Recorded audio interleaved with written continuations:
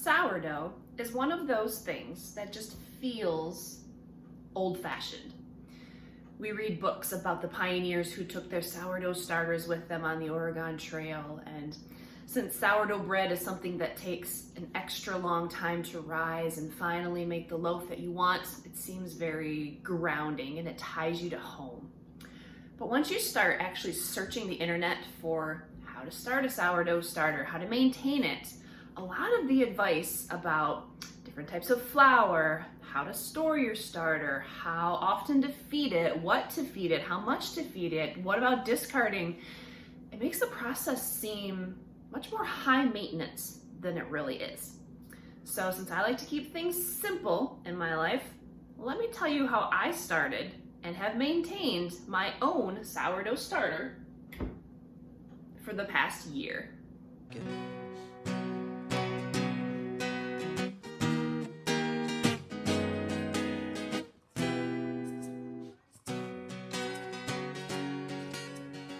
So here are the things that you'll need to start your own sourdough starter. A glass jar.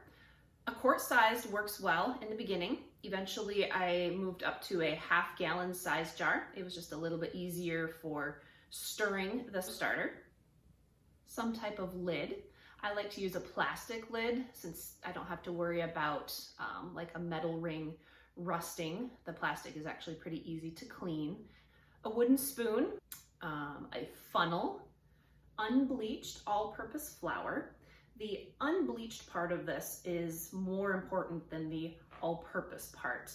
The process of bleaching flour, when you find regular bleached, the cheap flour that you can find at the grocery store, the bleaching process actually can affect the microorganisms in your sourdough starter. So unbleached flour is better. Now, some people might insist that true sourdough bread needs to be made with whole wheat flour or einkorn flour or something fancy, but honestly, all-purpose flour has been great in my starter for the past year. Unchlorinated water. Now, we live on a well, so we know that our tap water does not contain chlorine or anything else. But if you live with city water, most city water supplies do chlorinate their water, and so the chlorine also affects the microorganisms of a sourdough starter. And so there are a couple different ways that you can use your tap water. If you have city water, you can either leave it out on your counter for 24 hours and the chlorine will evaporate. You can also boil and then cool your water, and that will get rid of the majority of the chlorine that's in your water. Another perfectly fine option is just bottled spring water. You don't want distilled water, but just regular bottled spring water will work as well. And finally, just time. Now, thankfully, most of the time is hands-off time. You do a little bit once a day and you let it do its thing. So it takes some time to get the sourdough starter established, but it doesn't take much work from you. So now that we've got all of our supplies, let's get this thing going. Start by placing a cup of flour and a half cup of water into your jar. Stir it to combine, then just set it on the counter with either some sort of a tea towel over the top, or place the lid gently on top of the jar, but not sealed. You want some airflow to be able to get into the jar, but keep bugs and pests and cats and things out. The next day, add a half cup of flour and a quarter cup of water. Stir to combine and set it aside again. The next day, pour out some of the starter. This is what's known as discarding, until you have about a cup of starter left in the jar. Add your half cup of flour and quarter cup of water, stir it to combine, and set aside. Then just repeat the discarding, the adding, the stirring every day for about 2 weeks. It'll seem like nothing is happening, but eventually you'll wake up one day and the starter will have bubbled and grown, and you'll be so happy that it finally worked. Once you finally have your nice bubbly jar of starter, wait a few more days before you try to make any recipes out of it. The first time that I got so excited that I had bubbles and I tried to make a recipe that very first day and my loaf was flat. So give it a few more days, probably about 2 weeks total from when you started your starter before you actually use it in some recipes. Now here's something that the sourdough experts will probably yell at me for, but I don't weigh my ingredients. I've been doing this for almost a year and I've never ever weighed my ingredients.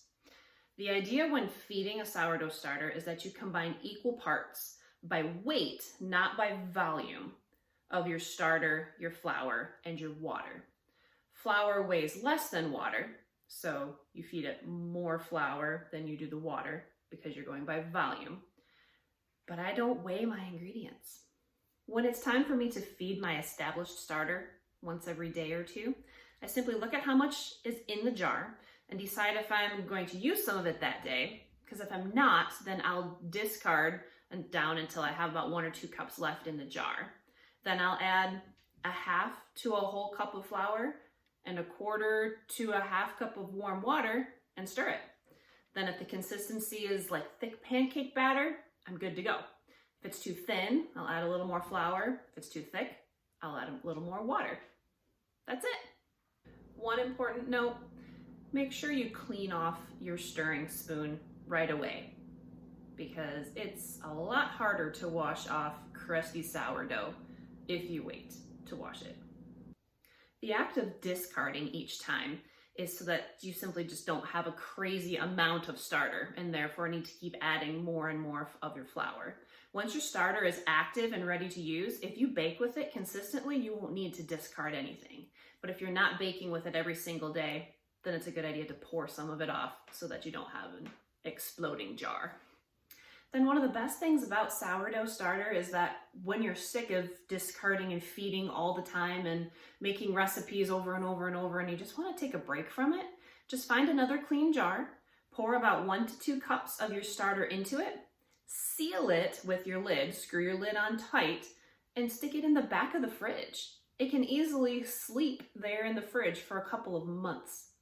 And when you're ready to bake with it again, pull the jar out of the fridge and gently wake it up with 1/2 to 1 cup of flour and 1/4 to a 1/2 cup of warm water.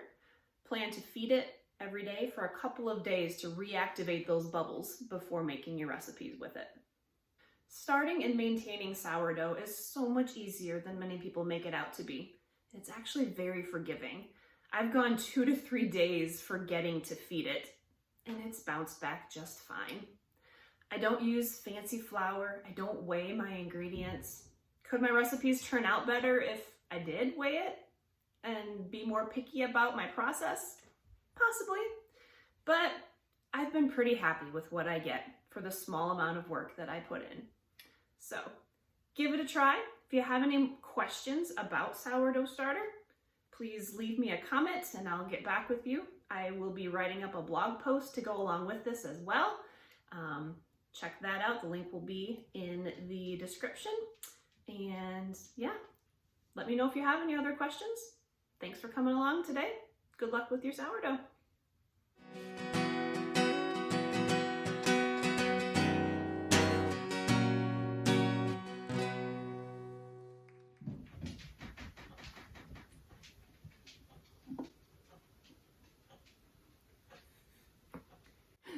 Cats are walking through the kitchen.